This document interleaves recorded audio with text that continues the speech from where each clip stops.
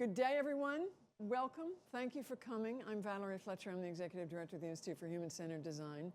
And today's global webcast is focused on an issue that I am ashamed to say we have not really grappled with before in this series. So welcome to Fatphobia and ZIZE Inclusivity. And this will be a conversation with two extraordinary women, might I also note, brave women, who are pretty fearless about talking about things that other people shy away from. And we have Joan Denizot and Kate Manne. Kate is an associate professor and a philosopher at the Sage School of Philosophy at Cornell. And Kate is no stranger to topics that are commonly ignored. And we are delighted to have her with us. She is also an author. You can see behind me Fatphobia, her very recent publication. I strongly urge you to take a look at it.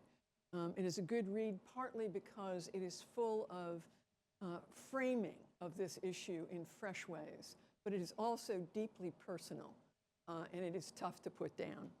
And then we have Joan Denizot, who is another fearless woman, who is coming from a completely different life experience and perspective. Joan is a business person and an entrepreneur who looks at gaps in the market and says, we can fix that. And she's going to talk to you about how she has done that herself and does that with her clients. But this is really about taking on an issue that is too seldom looked at as a design issue as well as an equity issue. So I'm very pleased that we have this opportunity today. The run of show will be that Kate will begin. Kate will really set the table. She's the philosopher in the group, so she will set the table. And then Joan will follow. And then we will talk briefly, the three of us, because I am particularly interested representing our focus on design as a tool of social equity to talk about how this intersects with design. And then we will open it up to you, our audience, through the chat function. Ideally, we'll catch you if you're on Q&A also. And that, I'm hoping to have a very lively conversation. I do have to let you know that there will be open captioning throughout, but that in this case today, partly because Kate is a brave woman, and we live in a world in which brave women are sometimes forced to suffer for their bravery and truth-telling. And Kate's presentation will not be available, nor will her narrative of that presentation be available in the archive, which is typical of what we do. Joan's will be, but Kate's will not. So this is your one chance to be able to see and hear Kate present. And we totally respect that this sad reality is a keen reality in Kate's life. So Kate, we're very grateful for your time and sharing of your deep expertise and knowledge today. And I'm sure everyone will understand that there's no second bite at this information. So without any additional communication from me, I want to be able to give the floor to Kate. And Kate, can you just step up here and start your presentation? Thank you. Kate, that was just terrific. It was such a good framing of the issues. I want to acknowledge that Kate also uses in Unshrinking a quote from one of our very favorite quotes for all kinds of people, and that is the James Baldwin quote, "Not everything that is faced can be changed, but nothing can be changed until it is faced." And I think she's made that point brilliantly here, and I think we have an opportunity to face the gap in our awareness and knowledge and behavior. And I'm thrilled now to have Joan Denizot join us with, building on Kate's ideas, building on Kate's experience. And Joan has run with this for a number of years. I had the pleasure of meeting Joan just before COVID, when I was looking for somebody who had a lived experience, bold perspective. We have an appetite for bold people. And Joan was one of those bold people. We were doing something, it was a global event, and Joan joined us virtually, and it made me a permanent fan, and Joan is now on our board of directors. So we don't go very, very long without thinking about this issue. So Joan, please, the floor is yours. Hello, everybody. I'm going to start my slides, so give me 1 second. And here we go. Yay, can you see? Yes. All right. So first of all, I would like to start by thanking Kate. That was an amazing presentation. I really enjoyed it. And I found so many things you said. I was nodding my head and saying, yes, yes, yes, because it's true. And I love that we both are taking kind of different approaches to this. You're looking at why, and I'm looking at what do we do about it? Because it drives me nuts that for so long people have just ignored, belittled, made fun of fat people. And, I'm not having that anymore. If I can do anything about it. So I want to say the book is, big body business, obvious opportunities with the overweight, overlooked, and underserved. Now, I want to point out that while I use the word business, it is not only businesses. It's really any public space should be able to welcome and make feel comfortable anybody. And any body includes fat bodies. So I try to listen to this with your kind of core thoughts if I talk business too much, because I'm a business person and therefore, and to me, it's like, okay, they sometimes have more money than other places. Not always, but sometimes. And so it might be more accessible to businesses. So moving right along, who am I? Over 20 years ago, I started a bicycle store, and it is called ZIZE Bikes, and it is the only bicycle company in the world that is dedicated solely to heavy riders. And it was certainly the first. And 20 years ago, people were saying, what do you need a heavier bike for? What difference does it make? And it's not even a heavy bike, it's a well-designed bike. They were just not understanding because they've never lived it. And so one of the things that, Valerie and I both are firm believers in, and she's got a whole organization behind her, it's the live design. It's when you have lived it, then you can help people figure out what's needed. So as a heavy person, I wanted to ride a bike. I couldn't find anything strong enough. People were like, oh, well, yeah, our bikes are really strong. Like I researched a lot. Our bikes are really strong. They can hold like 200 pounds. And I'm thinking, there are a lot of people that weigh more than 200 pounds. And a lot of them are very fit. My husband was 200 pounds and he is trim and fit, he's got some strength. So that was just the most ridiculous thing. So that's what launched me into my bike company. And since then, I've moved a little after speaking to the company that Valerie brought me to. I have also been invited by that company. It's Michelin. I am not under a confidentiality agreement, so I hope that's not hurting anybody's feelings. But I was invited to speak at their French location, their headquarters, to a number of heads of different departments to just increase their awareness. Um, as Valerie mentioned, I'm now on the board of the Institute for Human-Centered Design. I'm very grateful because it's a wonderful opportunity to be heard and to have some influence. And there's a number of brilliant people on the board. So I always feel kind of like, wow, it's great. I'm learning so much.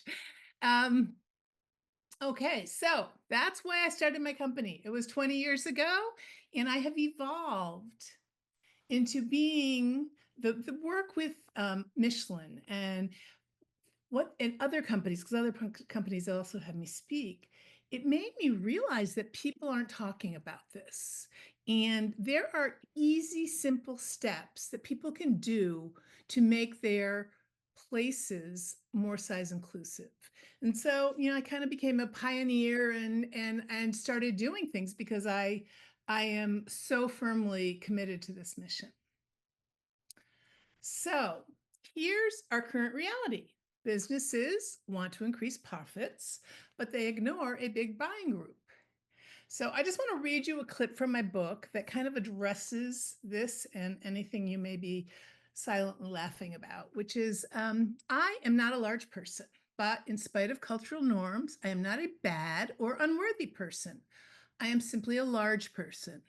These thoughts of being shamed are based on a lifetime of taking part in a society where being heavy was not okay.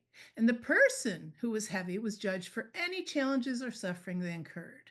The negative biases against fat people are incredibly cumbersome. What words do I use to describe a person of size? In the same vein, when I discuss the marketing opportunity for size inclusive products, I'm faced with similar word choices. The opportunity is huge, also very large, enormous, big, expanding, etc. It actually makes me laugh every time. And it is very open to puns. So that's just like, it's kind of echoing what Kate said. Like, there are so many words. I don't use the word fat because I find that when people, I mean, I use it for myself, but when people read fat, there's the negative connotation still. And while it's totally unjustified, and I couldn't agree more with what Kate said about it's just a descriptive word, it is not a 4-letter word, it's just a description. But a lot of people still are fat, oh yeah, did you see her butt, it's negative. And I don't want business people and people who are not necessarily in tune with the importance of the situation to have any bias that I can avoid.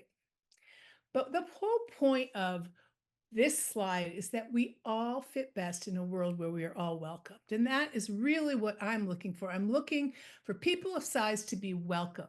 And that means things fit, chairs fit, products are strong enough, shirts are big enough, the whole enchilada. And it's not always the reality. And that's why, like Kate, I'm working to change it. So, and well, you may say, well, that's great, but we don't really have any fat people in our world. Well, the reality check is there are a lot of overweight and obese people. And this is a map of the US. It's from 2022. The darker red is the higher level of obesity. The yellow is the smallest. That's still 25 to 30% overweight. Okay. And again, I agree with what Kate said. What is overweight? What is obese? It's just labels. But you get an idea for what we're talking about. Somebody who's maybe, 30 pounds overweight is very different than somebody who's 150 pounds overweight. And they all exist in all sorts of ways in this country. And lest you think it's only an American problem, this is what the projections are in 10 years. So this is the percentage of adult population projected to be obese by 2035. Okay, so take a look at this. There are like, 4 or 5 countries that are light yellow, which is less than 19%. Everything else is what is considered obese, right? And this is the percentage of population. So it's huge. It's really a lot of people. And for them to be ignored and mocked and everything else that we go through, it just is ludicrous to me. I don't get it. Well, you may say that's fine, but Joan, these aren't my customers. Well, you know what? They could be your customers. There's half of the population we're looking at. So maybe if you stopped and thought about that and you welcome them through all the means that I've talked about and go into detail with in my book, you will see where we can really make a difference in people's lives and in our profits. So So what would happen if your brand could attract more business by delivering great experiences for everybody? That's a really important question because people aren't necessarily thinking about that. They're just saying, "Ugh, I don't know. We need different pair of jeans. We need something," but they don't realize that in spite of step outside, you'll see tons of fat people. You don't think that that's your people. So you don't necessarily pay attention to, wait, these could be my people. And what if I just said, get some bigger sizes, have comfortable chairs. I mean, it's not that complicated. So speaking of great experiences, I wanted to share this Facebook post that I received a couple months ago. And I'm going to read it to you because I find it pretty powerful, totally unsolicited. This is a note from Jeffrey Holly, and he sent me this note. I just wanted to send a message and say thank you for building such a great bicycle. I have owned mine for over 11 years now, and I couldn't be happier with it. I'm 7 feet tall and weigh 400 pounds, and this bike is solid. I've had no issues whatsoever. It's been nice being able to ride a bike with my wife and not have to worry about its ability to hold me. I tell everyone that asks about your company, I love that it's an American made product. The fact that I've owned this bike for so long and have yet to even change the tires is amazing. We go camping quite a bit, and I always take my bike and ride the trails in state parks. This bike has been put through its paces and has yet to fail me. Please use my message and pictures. I would be flattered. So this is Jeffrey. I was so happy when I got this because, it just showed up in my Facebook post and I was like, wow, thank you. It's great. So we've communicated a little and it's just fun. He's a great guy. Um, I want to share another story because I've got a minute. And this is about customers being grateful, okay? Because you're thinking about them. And my stories are bike related because that's the main retail business I've ever had. Um, but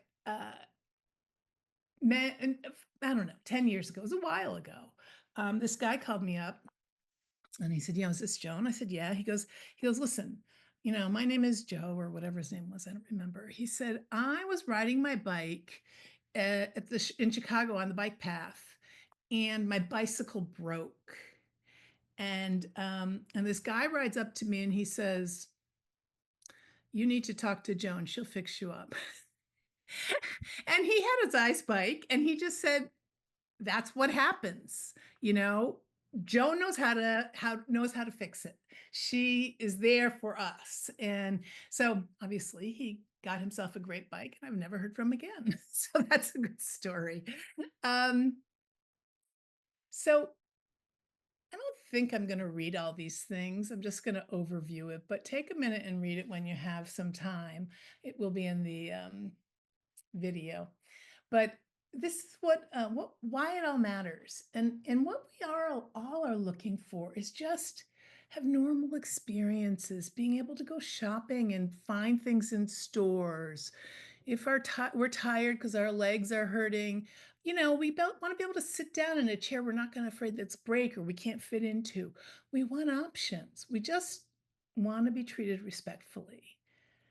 And, you know, what we don't want unsolicited or uneducated health advice. I'll share a story. Recently, I was doing some testing for a bike store, my bodyready.org business, and I was doing a secret shopper thing, and I asked the guy the weight capacity of the bike, and I was like, not sure that's going to be comfortable for me.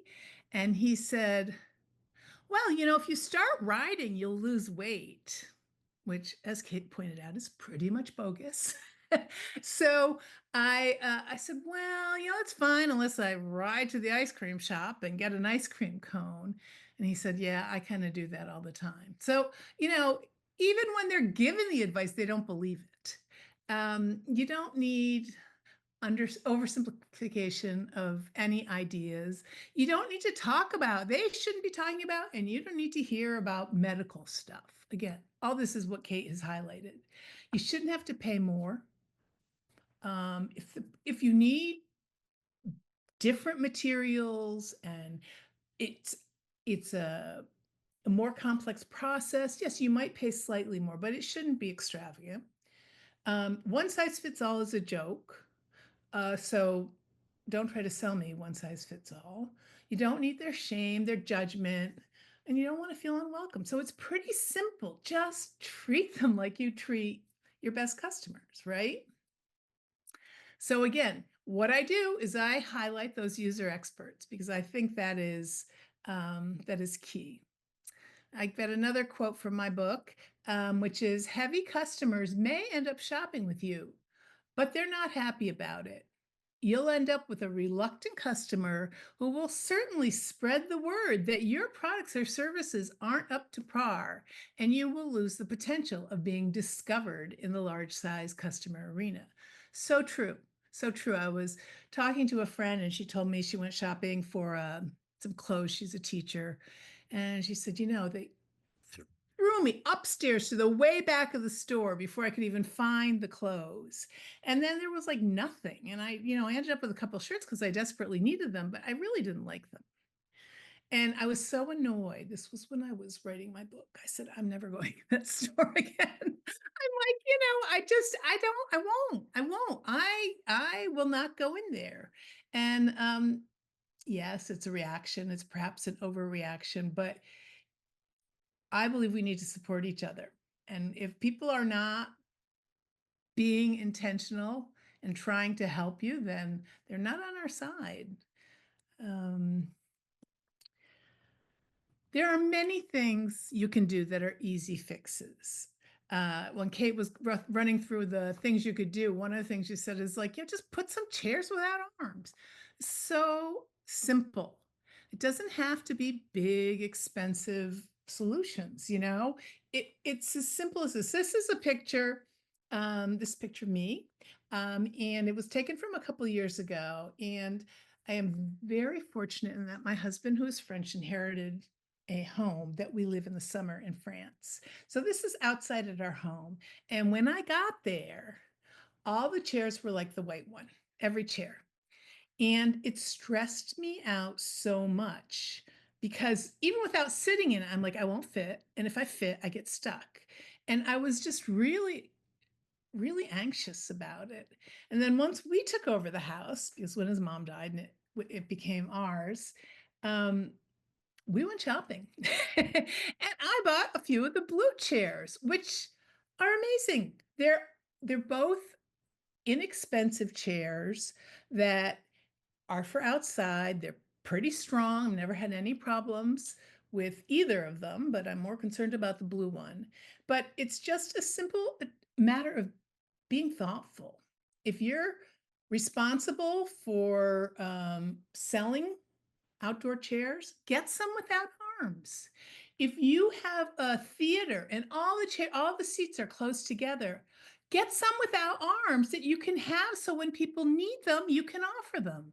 I mean, there's some simple solutions. They won't cost you a lot of money. All you are is being attentive to the needs of a more diverse population.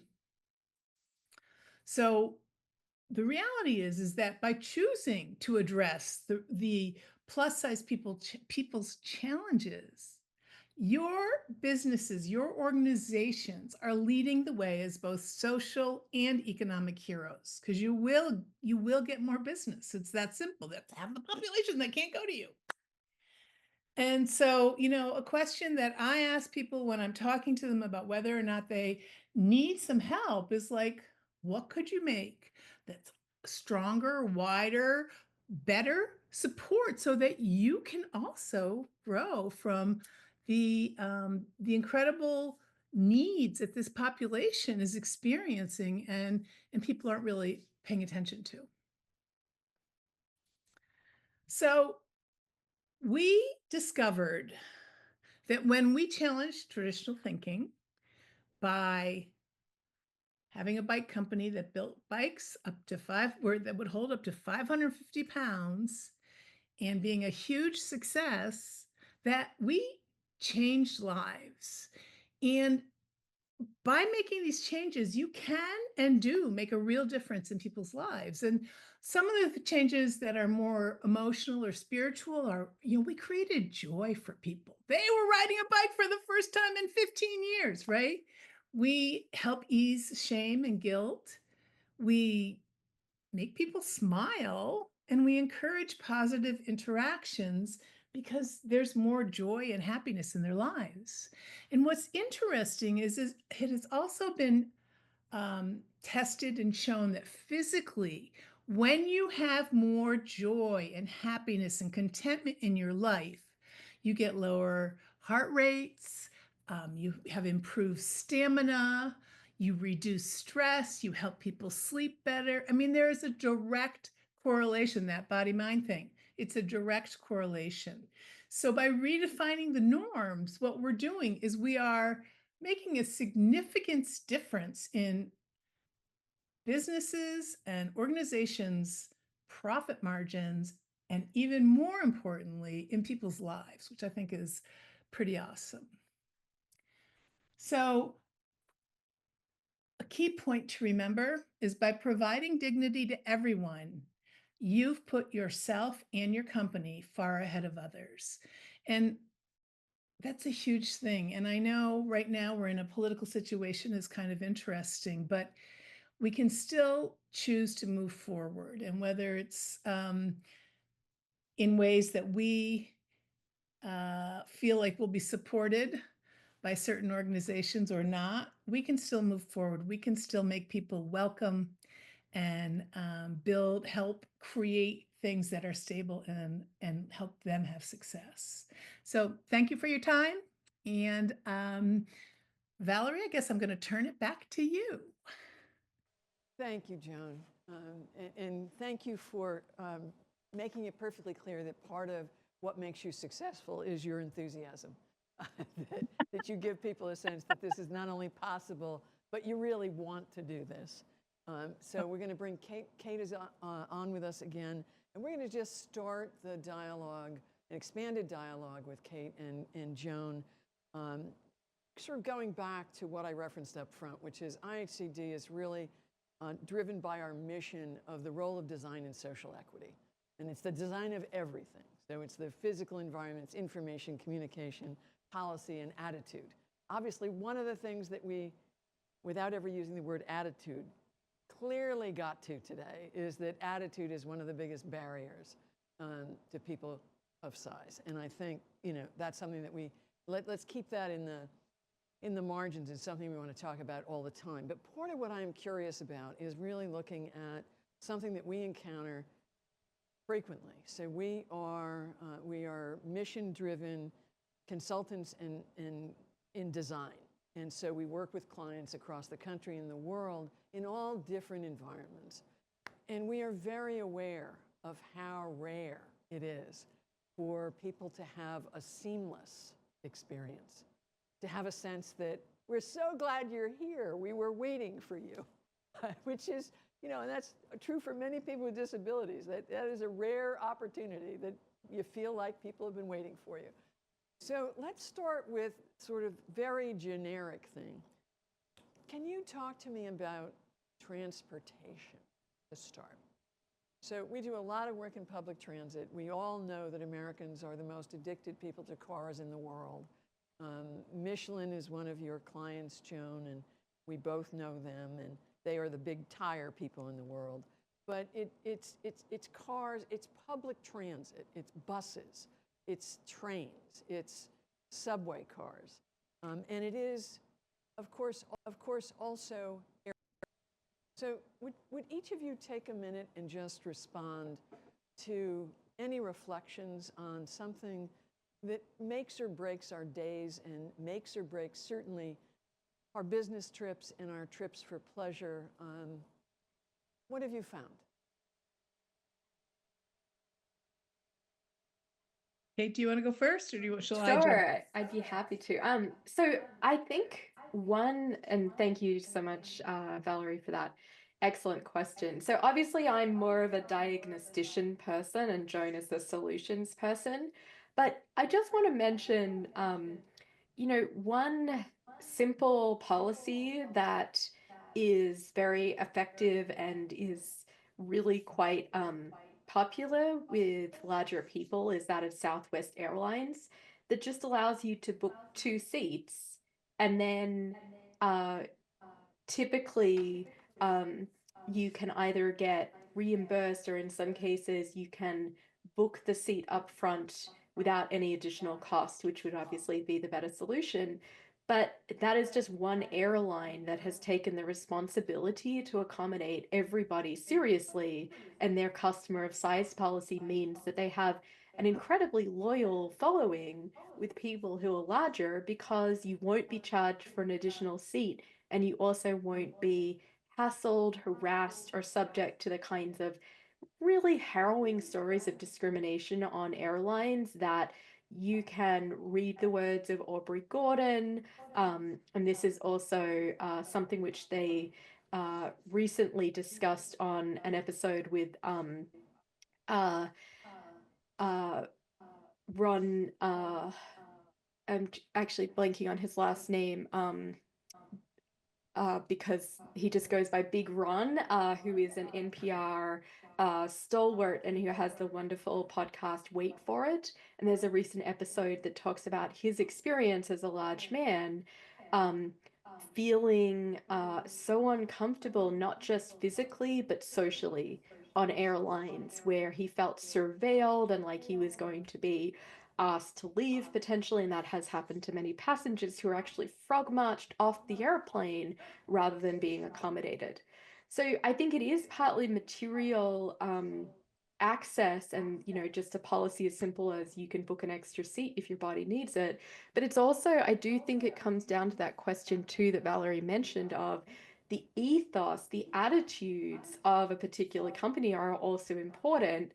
Having employees who regard it as their job to accommodate people and not to police them, that's a big shift in the company ethos that can make an enormous difference to people's not just physical comfort and safety and security, but their sense of well-being and their sense of trust and then potentially loyalty to a particular airline, for example. Joan, your response on that one, thinking about transportation? Sure. First, I have to say that I need to say something about what you said, Kate, and that is I have two thoughts about Southwest. Probably 15 years ago, I had a customer that called me crying her eyes out because she was thrown off a Southwest flight because she was too big.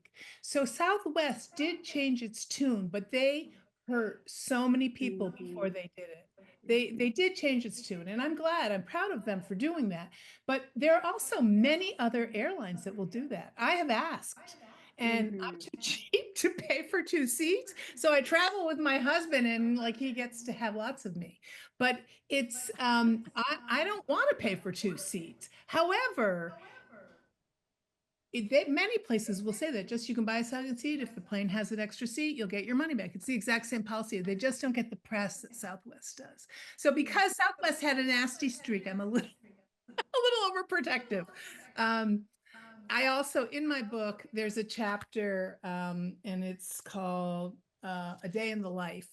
And it's a story of somebody riding in an airplane and the discrimination she faced. It's not fun.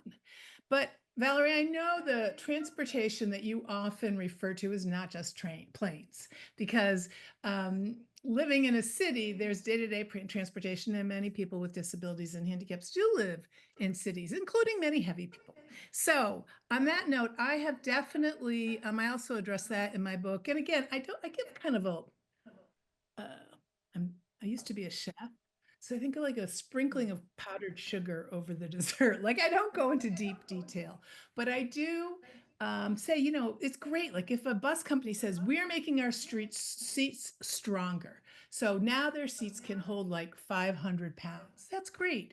But if there's no bar to help people get up and sit down, That's not going to work. I mean, so again, working with companies and organizations like the Center for Human Centered Institute for Human Centered Design. I mean, it's that user experience that is so important. And so any opportunity, like, the steps to get into a train. Oh my God, I mean, like I said earlier, I go to France every year. I don't travel by train much because it's hard to get in. And so I would rather take a car and contribute to the pollution. It's not good, I know, but it makes me feel uncomfortable. And so there's much need and room for growth in that. And I know, Valerie, you guys can knock it dead with them. I can help them. I mean, I can't give them the specifics you give them, but I can help them see where they need to make some changes. I just think it's so important, and they can start by reading Kate's book and my book because, hey, we're pointing out the obvious. So I think that's it. Let's actually turn to one of the other environments in which I know, and let me turn to Kate on this one first because I have had the opportunity to meet students who have been so heartened by Kate's work in this area because they have felt so not welcome and so distressed by the physical experience of a day on a college or university campus where nothing about that experience, the dorm room, the dining hall, the library, the classroom, the auditoria, nothing has anticipated them and to welcome them. And it's really a sense of, I just don't belong here, that is offensive to so many of these students. And Kate, you want to start with this because I know you hear this lament. What do we do about it? I mean, how do we get schools to recognize this?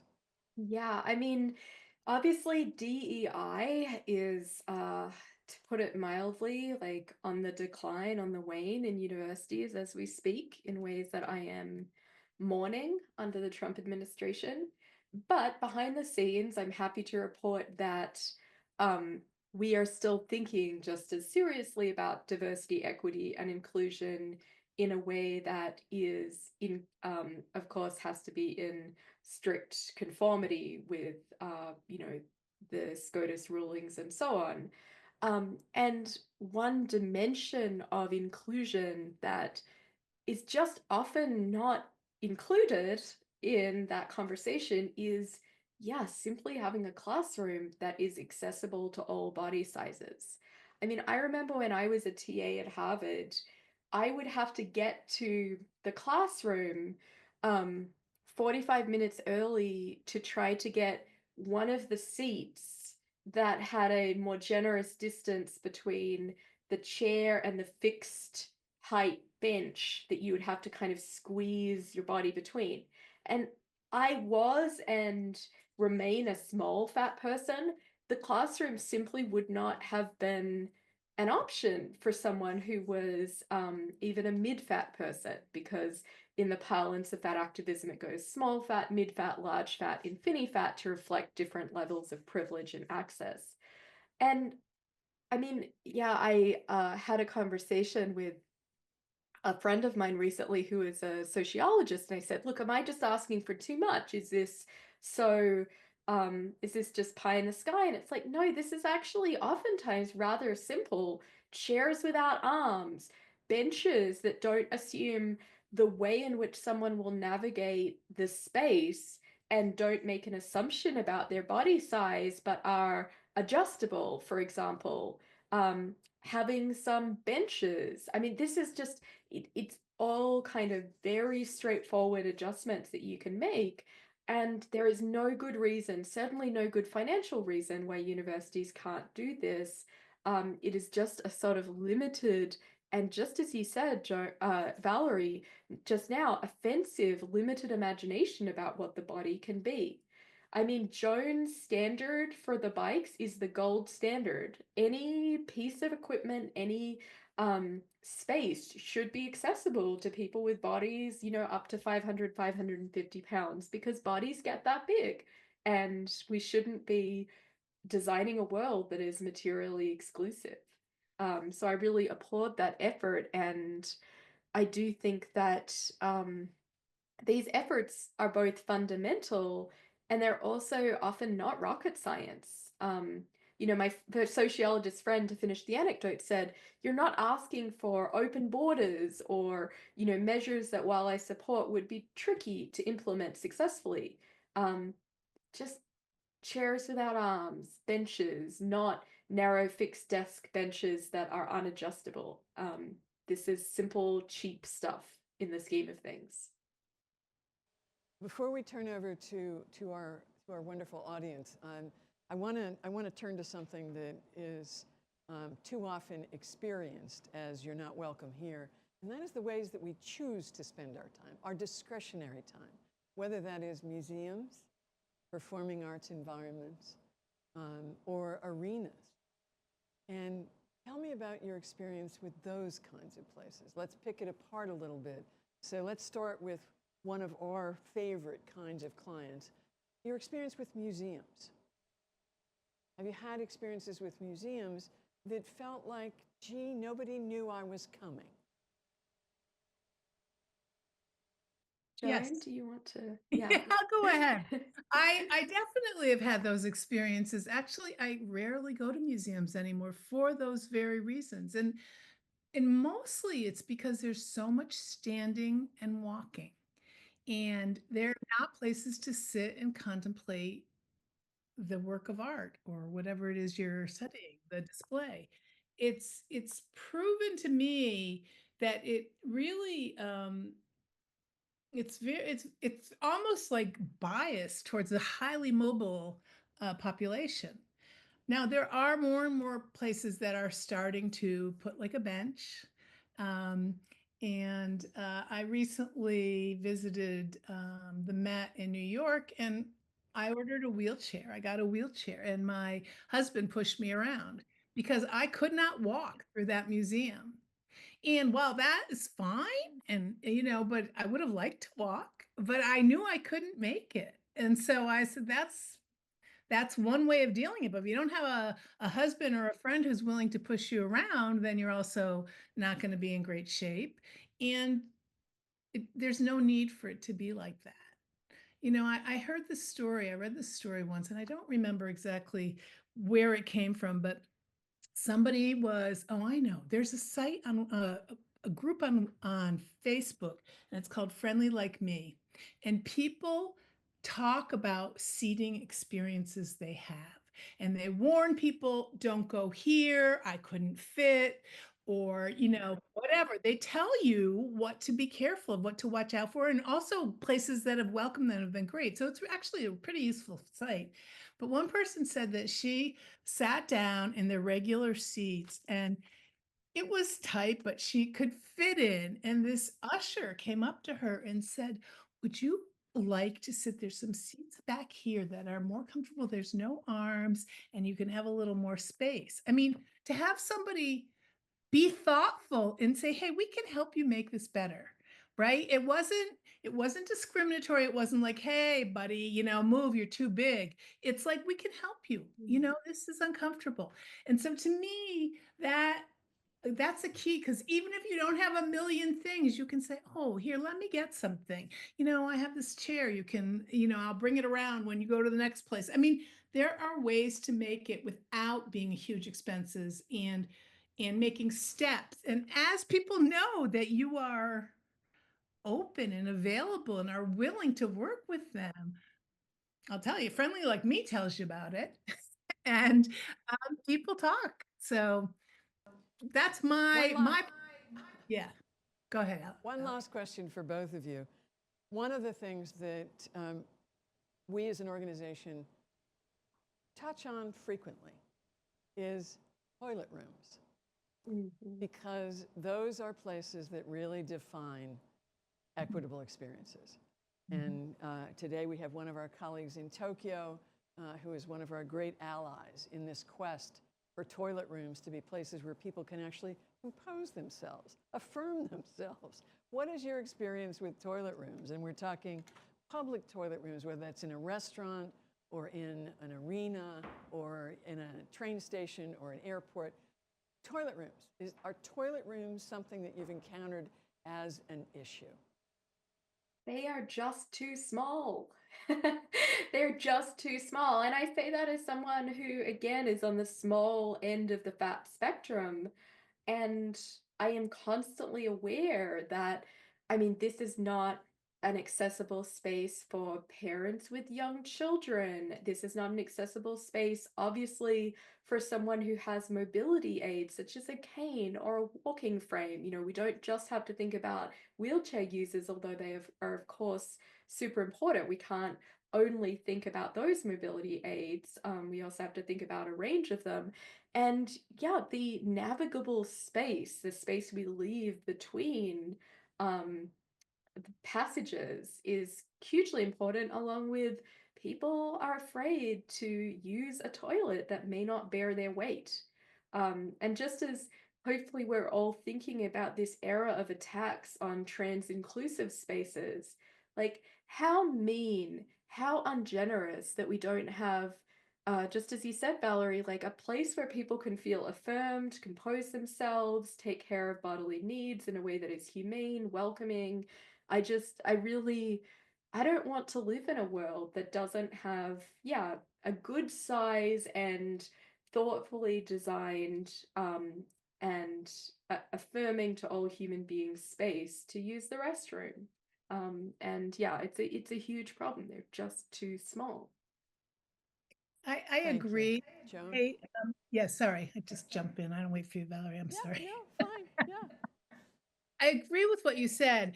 And as a person who's really only different ability is my size, I find that if there's not a bar on the side and behind the toilet, getting down on the toilet and getting up, because usually there's not a lot of space either, is very, very difficult. You know, and if I have the option, I will use the handicapped restroom because they usually have the bars.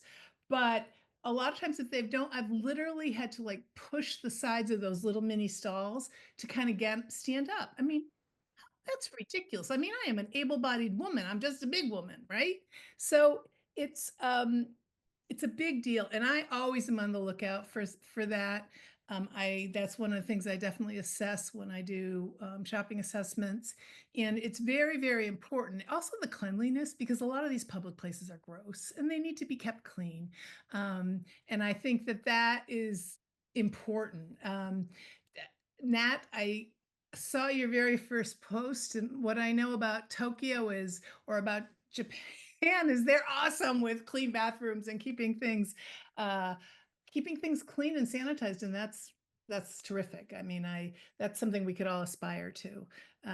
But it's a problem, Valerie, and it depends. If you go in a bigger space, there's a better chance they're going to have a handicapped toilet, and there's a better chance you could be comfortable, but you have to wait, and it's always the last stall.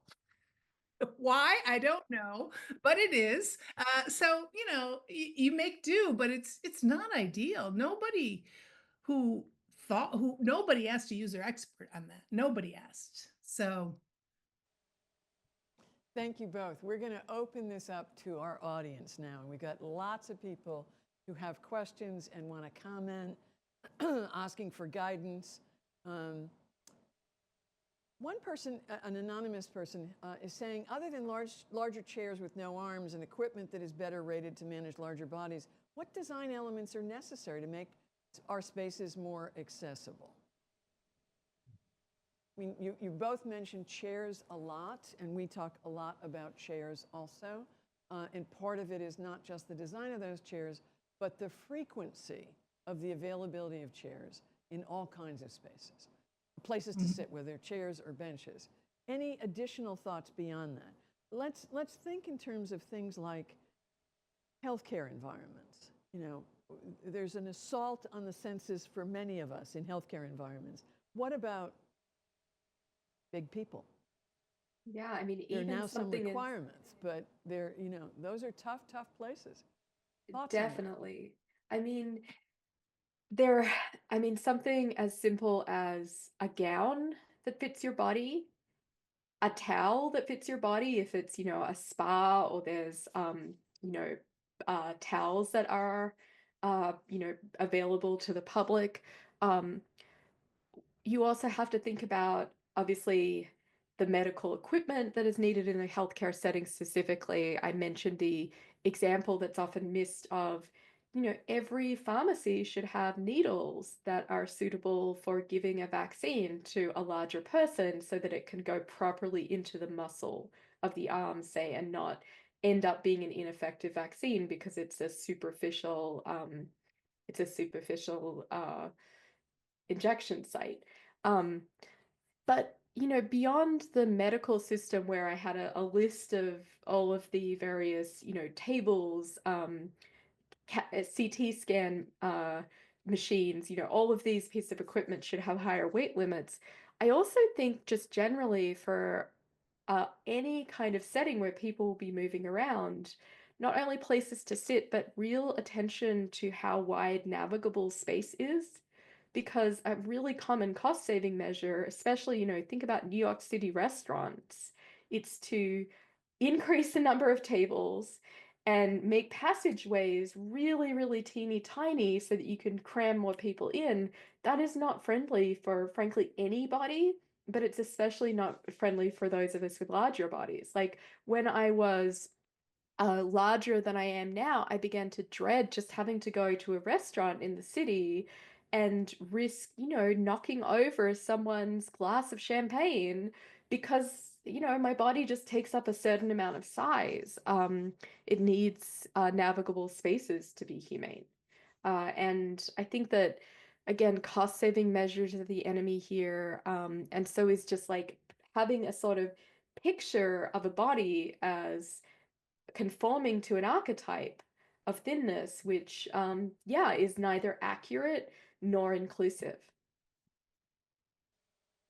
Thank you, I Kate. totally agree with what you said, Kate. And, some of the things that we look at when we're trying to see ways that businesses can be more size inclusive, we look at the signage, the advertising, the posters, the mannequins, all that is, while it may not actually harm somebody, it's a sense of being welcomed and being like other people, like, oh, I could shop here. Also, how you're served. Like if you're ignored or they're disregarding you and like, oh yeah, right, this person isn't going to buy anything. She's too big, or he's like just wants to drink beer, whatever. I don't know. Um, so obviously seating, we've already talked about that. I'm going through what's available. Now, this is a biggie. And this is not, again, it's not something like that's like make or break, but it breaks people's hearts and spirits is that they can't find things they need. They can't find clothes that fit them. They can't find ladders that are strong enough. They can't fit in the CAT scan machine. I mean, it's nonstop. There's a constant barrage of harassment on them by not having the world just build up a little. And so that to me is the sizes is a huge piece of it. And as I mentioned before, I was doing some secret shopping. I do a report, all this stuff.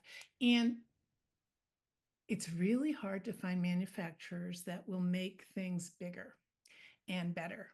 And it's actually apparently what I've read some statistics. I don't know, Kate, this is your bailiwick more than mine, but it's going down. Less people are paying attention to the heavier people, which is crazy because our numbers are growing. Yeah. So it's absolutely insane. So the sizes is huge. Also, if it's safe, and this is more to the question, like if there's big curbs and there's nothing to hang on to, if doors open the wrong way and smack somebody, it's attention to detail that assume you have your great grandmother or somebody who is not very stable and is a little unsure, and go through with that eye, because once you kind of seen there are a lot of things that can trip people up. They also trip up big people. Not always. Again, this is a gross generalization. It's really hard to do this work without saying, yeah, well, that's a little simplistic. It is a little simplistic, but these are things as I'm getting older and I'm experiencing this, I'm realizing, oh yeah, it would be really nice if they had a little railing by that step so I could get up easier. Um, Also, supportive features like, again, railings, the bathrooms, that's we talked about, and also aisles. That's we mentioned that, Kate. That's really important that there's enough space for people to get around. So there's a lot of things that they're not earth shattering. Chairs is an easy example, so I think we use that a lot, but they all add up to a sense of not fitting, and that's isolating and shame inducing. I'm going to bring in one of our our audience members who appears to be a well-known expert, Lisa DeBrule, who wants to make the point, horrible experience. Lisa has given us a bucket of good information here, and we'll share more. But her point is horrible experiences with museums. Seating is inadequate in the dining and lobby areas. Few seating options in the galleries. Not really set up for people who need walking aids. So just, I wanted to share that point on a discussion that we've had, but a little more specificity. Thanks so much, Lisa. I'm actually going to share a couple of things. I'm going to stick with Lisa for a second here. Fellow larger-bodied people, the National Association to Advance Fat Acceptance, NAAFA, recommending also the Association for Size Diversity and Health, ASDAH, two organizations with fantastic resources to improve the lives and wellness of people of size. So I want to acknowledge that. We also have one of our sort of an IHCD family member, Willa. Do either of you have resources or recommendations or good data and research on population numbers of potential customers that are fat that I can use while putting together a business case for why my company should be a designer for customers with large bodies? And I mean, I think it is that business case. What is the data? Because the default position, I think you've talked about this, and I think Kate really gave us a lot of the framing of this assumption that it's your problem and it's a health issue. But really thinking, what is the business case? Because I think that is Joan's reason for being. She wants to make a powerful business case. And, you know, how do we do that? And part of that is really going with some of the data that you've both shared. I mean, I think Joan's data about US and international numbers is something to certainly grab and use. Anything else that we should add to that in making a business case for why this matters? And this is the moral case is I think you've made very powerfully. And I think you've also made a business case. Anything to offer to Willa beyond what you've already said? Yeah, I mean, between 2/3 and 3/4 of Americans are either classified as overweight or obese, according to the BMI chart. So it's a majority of people who could use some kind of inclusive measures with regard to body size.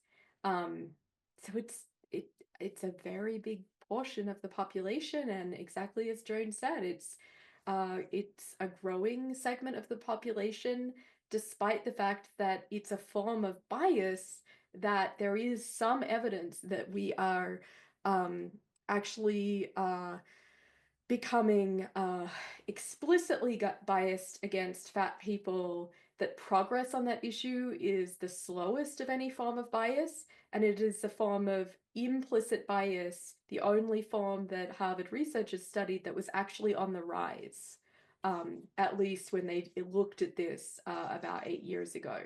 So there's more anti-fat bias, but there are also more fat people. So it's a big portion of the population. And as another of Lisa DeBrule's comments made clear in the chat, this is leaving a lot of money on the table. Yeah. And actually, in response to that, let me use one of our commentators who's in the audience, and David, who is actually also part of the IHCD family. Somewhat sadly, perhaps, one of the few places I've seen where they seem ready for people of all sizes is when I've attended conferences that are held at casinos. Casinos have an uncanny habit of actually anticipating human diversity and making it work. I've certainly witnessed this myself. I had a dad who was blind and deaf in late life, and the only place he could independently enjoy an afternoon or an evening was by visiting a casino where he could independently at least use the slot machines, which horrified me, but it was the only place he felt fully intact and able to be who he was. So any other great examples? I have to jump in. I have to say that I saw that, David, and that, I would never in a million, I mean, I don't gamble. I've never been to, well, that's not true. Many years ago, I went to a conference in Las Vegas and I went to a gambling thing because that's where my hotel was. But it's not my cup of tea at all. But you know why casinos do that? They have studied people. They know that this is a non-active opportunity for people to go and sit there and play. And they can sit and they have a boatload of money to invest. So that's all reasons. Now, Willa, what I would say to you is there are the people, Kate's highlighted that. There is no shortage of people that need this, but what is needed, and I would say is an important part of a marketing plan, is how you approach people. It's the marketing, it's how you let them know that you can serve them, because that is really what it's all about. My bike site, we never said, you can lose weight riding a bike, or, this is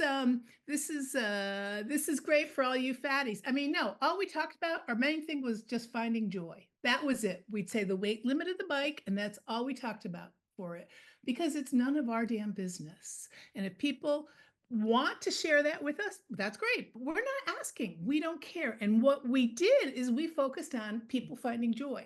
And I think that it's important to do that. I mean, because that's how you can convince your company. It's like, look at, these are the stats, and look at how we can present and encourage them. Because again, I'm not the statistics person. Kate is the expert there, but I can tell you as a business person, I want to know what's going to make people walk in the door. And that makes people walk in the door. I'm going back to another one of our people, and this is another person who we know very well. She is a remarkable woman, originally from Ghana. She is now a PhD in teaching. She's teaching at the College of Nursing and Health Sciences. And she says, this is great information. Thank you very much for talking to us this afternoon. She's looking for your contact information. She wants to reach out and have you talk to her world. So we will certainly share that. I think this is something that all of us are mulling over a little bit. How much of this problem, this failure to anticipate the ordinariness of big bodies, is ignorance, a lack of awareness? And how much of it do you think, how does it break down? How much of it is bias?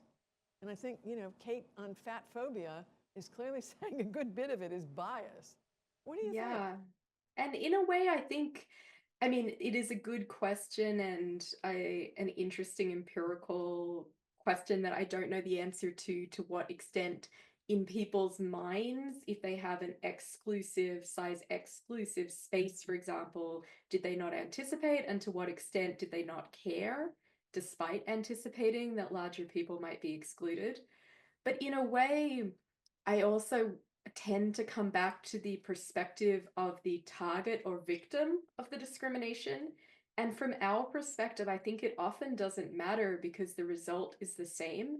It's a hostile environment, regardless of whether it is designed with exclusive, bigoted ill intent, or whether it's a case of kind of indifference and negligence and just not thinking about bodies that don't fit the box. So yeah, it is an interesting question. I don't know the answer to it, and I think in some ways the impact is the same regardless of intention. I think we may close with one positive note that is coming from a very interesting sector. This is an anonymous attendee. This reminds me of the ZIZE Inclusivity movement happening right now in the knitting and crochet community. Do you folks know about this? This interesting big news. There's a push to only buy and promote patterns that are size inclusive, which is kind of fabulous. I love Though I that. could knit other patterns, I choose not to. I've been trying to do this for clothing too, and this talk made me think about other products like bikes that could also fall under this. This idea of inclusion by a choice of flexibility, that we can accommodate this by just thinking differently. So why don't we give each of you a last word here? Yeah, I mean, I absolutely love that. I think all of us need to be thinking in more creative and expansive, but also potentially radical ways of what am I doing that supports anti-fat bias that I could divest from. And just one simple measure that I think we don't necessarily think about a lot. So obviously we've been thinking about the context of public spaces and businesses and where people are going outside the home. But I also think there's a really good case for making your home inclusive. You know, that picture that Joan brought up with those two chairs, thinking if a larger person were in my home, would they have a comfortable place to sit?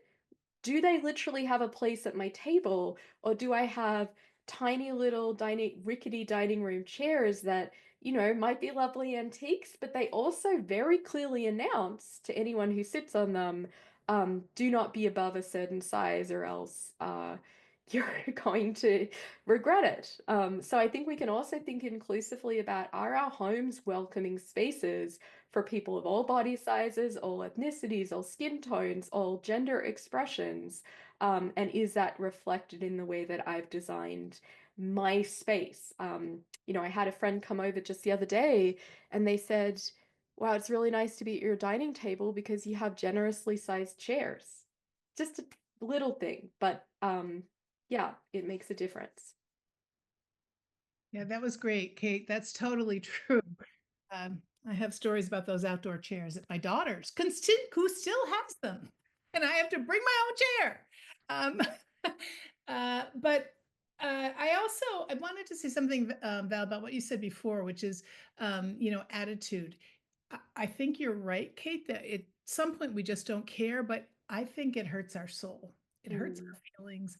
It makes us crazy. It makes us, if we have food addictions, which a lot of us do, makes us eat, which is the exact opposite of what the person who's mocking us or being indifferent is probably thinking we need to do. So those points I just wanted to make, but I realize that we've been on talking for a long time and I feel like, oh, let's keep going. I mean, I love this and I am more than happy to do this kind of discussion with anybody that wants to meet with me, wants to talk about how we can make improvements and how we can grow in this area, because it's so important and it affects so many people in negative ways. And it just breaks my heart, and we need to do what we can to change it. And I love more and more people are getting on board, and that makes me so happy also. So thank you all. We'll let one of our guests have the last word. Victoria Nolan is suggesting Aubrey Gordon, fantastic book, What We Don't Talk About When We Talk About Fat. And I get the sense that that is a good read. So warm thanks to everybody for coming. Excuse me, but Aubrey Gordon also did a movie which was amazing. Your Fat Friend, I think that was really good too. Somebody has recommended that also. Really grateful to everybody for their time today, and of course to Kate and to Joan for sharing their truth, their boldness, their passion for this work. So thank you both so much. Be well. Thanks, everybody.